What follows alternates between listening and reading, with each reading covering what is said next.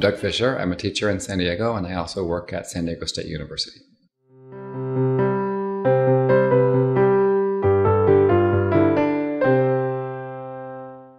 I'm very interested in high-quality instruction and how to make sure that students are achieving all that they absolutely can.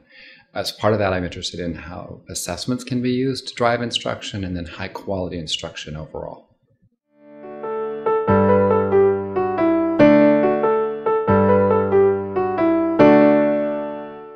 I think the influence for me to write about the assessment in classrooms comes from my work with my colleagues at our school, thinking about how we can use student work, student performance data to be better teachers, to figure out what to teach them next based on what they currently know how to do.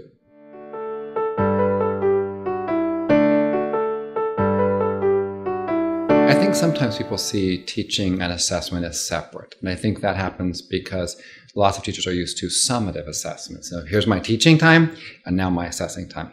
I think more and more people are getting comfortable saying assessment is part of the teaching cycle. I have a clear purpose, I have a lesson plan, and then I assess that to determine who got it, who didn't get it, and what do I do next about that.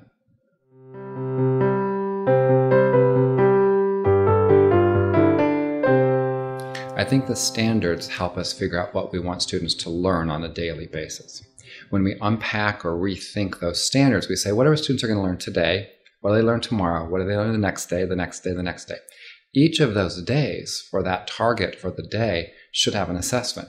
If this is what I want them to learn today, what evidence do I have that any of them or all of them learned it?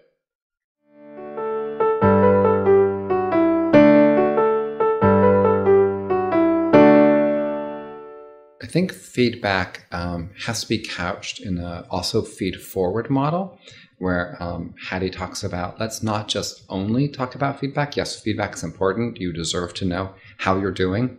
Let's not only use corrective feedback. Let's also make sure we look at feedback about how students process the tasks, how they completed tasks, how they problem solved, those kinds of things. But in addition, we should think about what we could do next based on that student's performance. We're not just saying, you gave me your best thinking, here's my evaluation, my feedback of it, now good luck to you. We're saying, here's my feedback, here's my evaluation, and here's what I can then teach you next.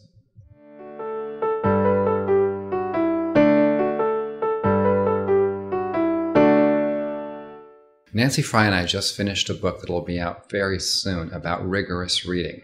And we're taking a different tact in this one. We're going to talk about all the different ways that a teacher can push students into really complex text. It's kind of an exciting era. We've been lowering some levels of reading expectations from about the last 40 years.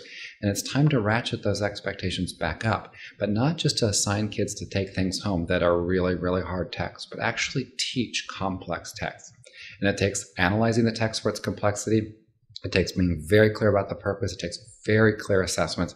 And it takes some new instructional practices that we're going to call scaffolded and close reading to push kids into way more complex text than we've ever expected.